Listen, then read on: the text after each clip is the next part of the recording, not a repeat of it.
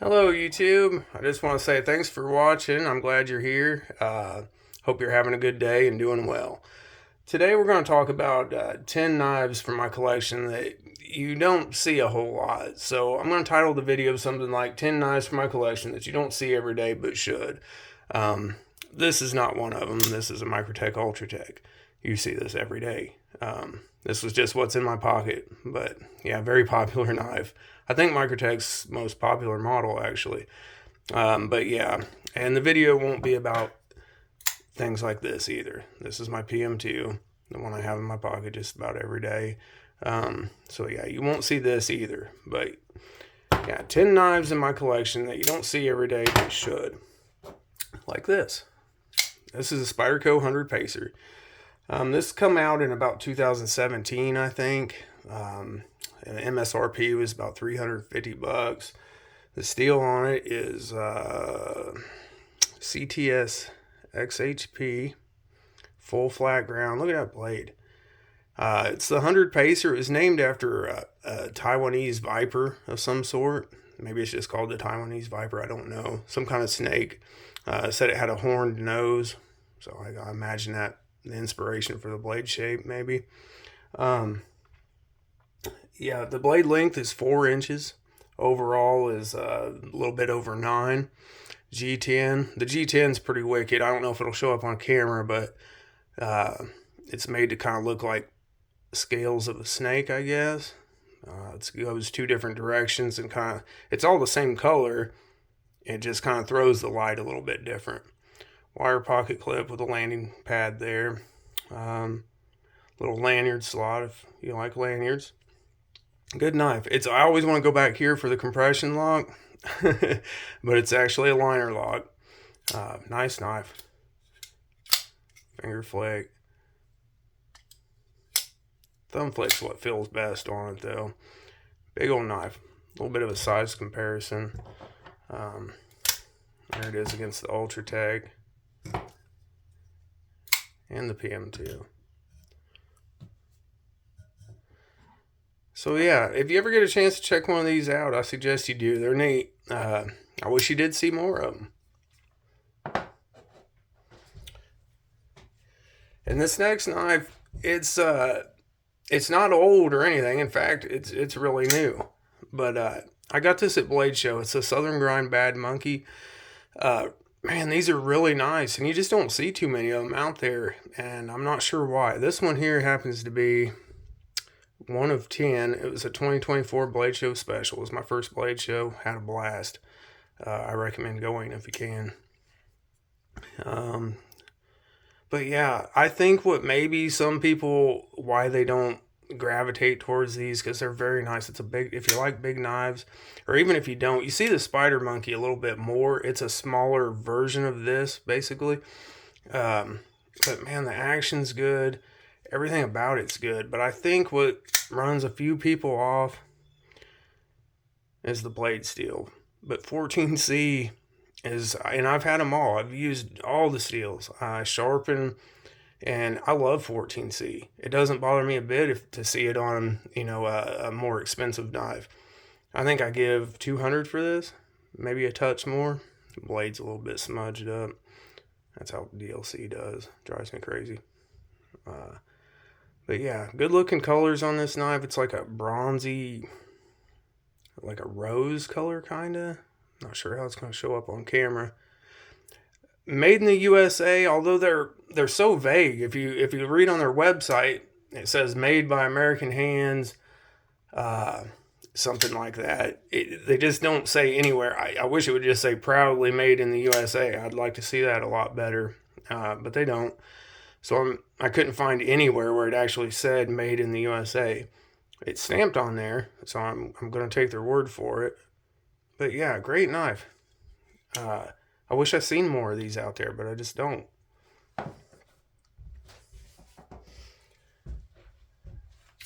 Next is Spyderco Calypso. This is one you don't hardly see at all.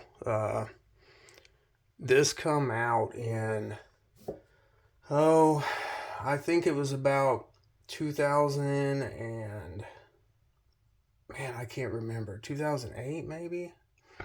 It was quite a while ago. Backlock, which a lot of people don't like, don't have enough fidget factor.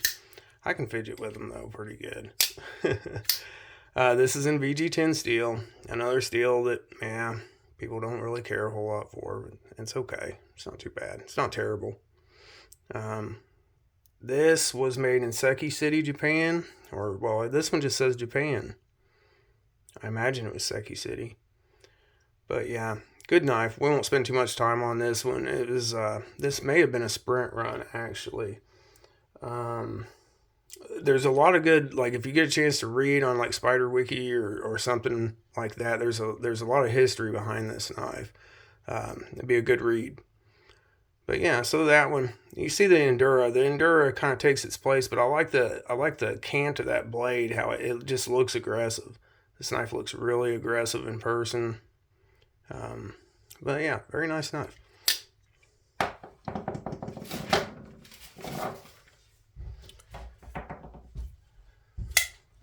Benchmade Contigo. This is the 810 1401. This was a KnifeWorks exclusive. It don't come with my name on it, so if you ever do find one.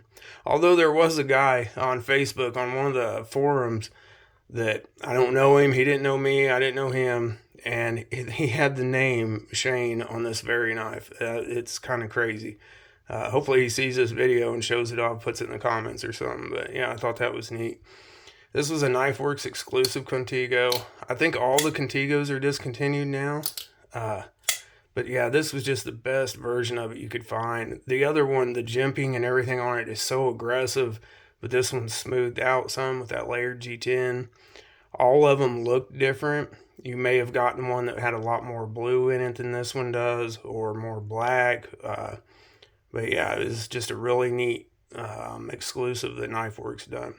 It does say on their website that it was an unlimited run, so I take that as maybe these could come back. It'd be nice if they did. They also done a gray version that looked the same. It was gray and black. But yeah, the Benchmade Contigo. You don't see a whole lot of these either, especially in the M390. But yeah, good knife. I love it.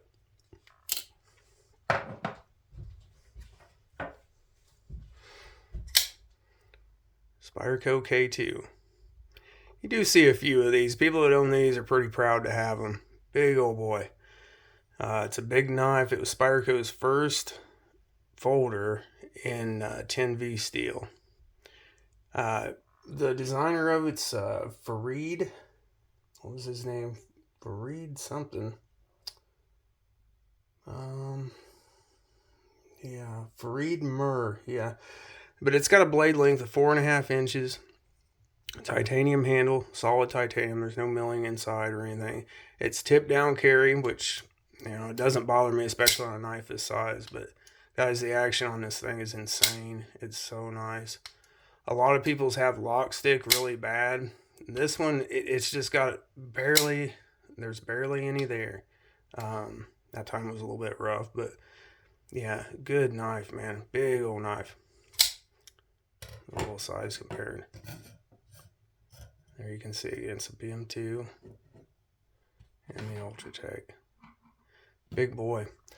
Let's see what's bigger, the 100 Pacer or the K2. Oh yeah, K2. Still by a mile. This is a big knife too. Very big. Okay, yeah. That's neat. And the Contigo, it's not a small knife. It's about the same size as the 100 Pacer. And might as well put this one out, Eric, too, because I didn't. And the Calypso. See if we can get them all on there. So none of these are small knives, guys. They're all pretty good size. Okay, let's move on to the next one. I'll get these cleared off here. The K2 is just beautiful. You can ask anybody that owns one. They are beastly. They're easy to carry for the size. Yeah, just very nice. If you ever get a chance to handle one of these or find one out and about in the wild, pick it up and look at it. Try it out. You'll love it. That goes for the 100 Pacer too. It goes for all of them, really.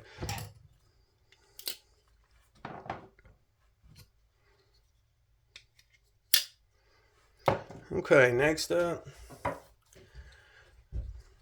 Wow, it does better than that. This is the ZT0560 CFCB or CBCF. Yeah, this is a CBCF. Yeah, Rick Hinderer design. The blade is, I forget what they call that. It's got two blade steels. This is actually up here. This is 14C28N, and then the cutting edge where you see it in the darker shade here. Let me see. Yeah, this is S110V. It says it there. It don't tell you what this is. This knife come out in, I'm not sure when this come out. It's in the early 2000s, I believe. There's only 1,000 pieces of it. These used to be beloved. Everybody loved these. You know, one of ZT's all-time, probably best-selling knives. They make it in not this version with just a regular, I don't know, maybe S30V blade. I don't know what probably S35V in. The carbon fiber is beautiful on it. This is not a small knife either. The milling on the titanium. But yeah, I wish you'd seen more of these. I've seen a few of them up for sale. You see quite a few of the 0560s, but not too many of this configuration. But yeah, I wish you did. Great knives.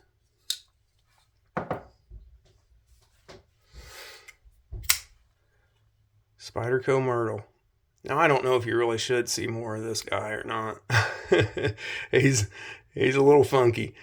But look at that blade shape. Man, ain't that awesome? It's got like a beak on it. It's really cool. This was designed by Philip Deleu, I think. He was a Belgian. I know he's from Belgium. And it come out in 2016. I'm not sure how long it was around. It's got, what is that? Is that S30V blade steel? I think so. Yeah. You know, 3.7-inch blade. The action on it is not great. It may be on, no, it's on phosphor bronze washers. It flicks out okay. It's got a little bit of lock stick. Really cool knife, man. Pocket clip's just about as ugly as the knife is, but ugly in a good way. I think it's cool. It carries well, you know, all the things. One of Spyderco's, you know, more fancier, uglier models, however you want to take it. But yeah, Spyderco Myrtle. Cool knife, man. I'd like to see more of these. You rarely ever see these, really. So if you have one, show it off. Alright, next. This is the Spyderco Deacon. My wife keeps trying to take this knife from me, guys. She loves it. It's a smaller knife.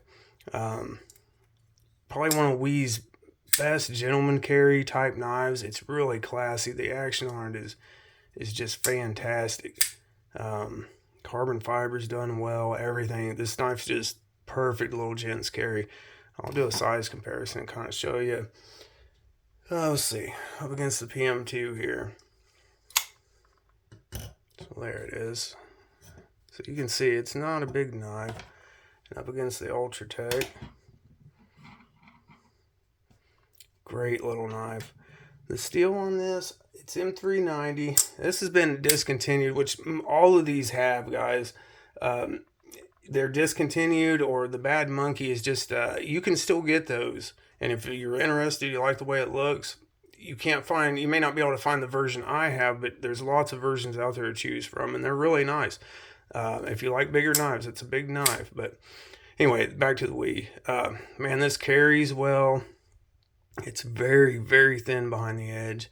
Just a perfect EDC knife. You don't see many of them, though. They're older, and I get that. That's why you don't see many, but I wish the people that had them would you know, put them on video and talk about them. They're great.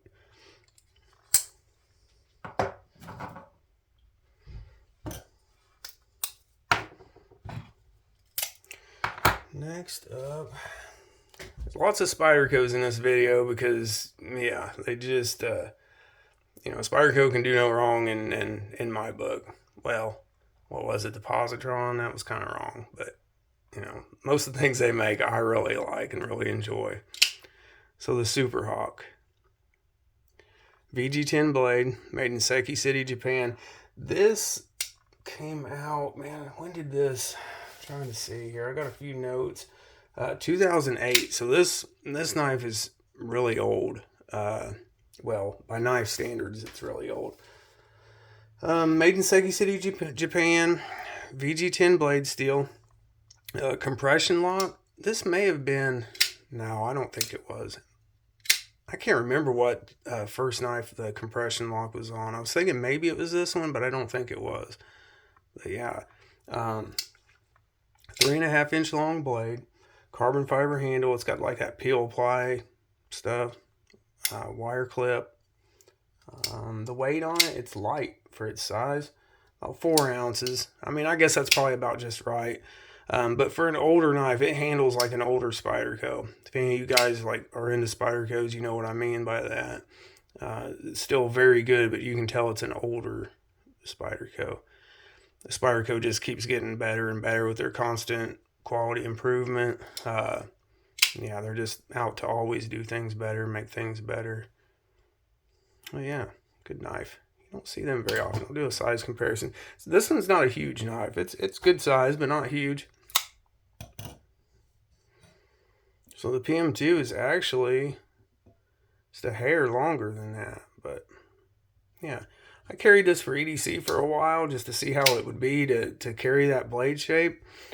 It wasn't bad, guys. I mean, I ran into a few problems here and there. It excelled at some things. It, you know, faltered at others. But it wasn't bad. It's definitely doable. In fact, I'm thinking about trying to find another knife. There's a Kershaw automatic that's got a little hawkbill blade that I'm going to look into and try to carry it just as maybe a secondary knife. Okay. And the last one.